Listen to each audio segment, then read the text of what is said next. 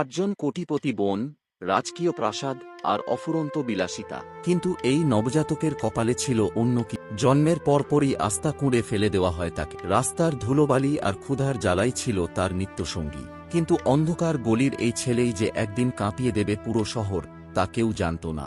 এক দয়ালু বৃদ্ধের আশ্রয়ে বড় হতে থাকে। ছেঁড়া জামা আর আতপেটা খাবার থাকলেও তার ভেতরে দানা বাঁধছিল এক অলৌকিক ক্ষমতা। বৃদ্ধ তাকে নিজের নাতির মতো আগলে রাখতেন। কিন্তু হঠাৎ করেই চারপাশ বদলে যায়। এক বিশালদেহী দানব আর এক রহস্যময়ী নারী তাকে অপহরণ করতে আসে। শুরু হলো মরণপণ লড়াই। 1 ডজন বডিগার্ড ধেয়ে এলো তার দিক। কিন্তু এই পিচ্চি সাধারণ কেউ নয়। তার এক ঘুষিতেই ছিটকে পড়ল এক -80 সেন্টিমিটারের চাঁদরেল গুন্ডা। বাতাসের বেগে চলছে তার হাত পা। মাত্র 1 মিনিটে পুরো এলাকা রণক্ষেত্রে পরিণত হল। কার এই অসীম শক্তি? সে কি কোনো অতিমানব?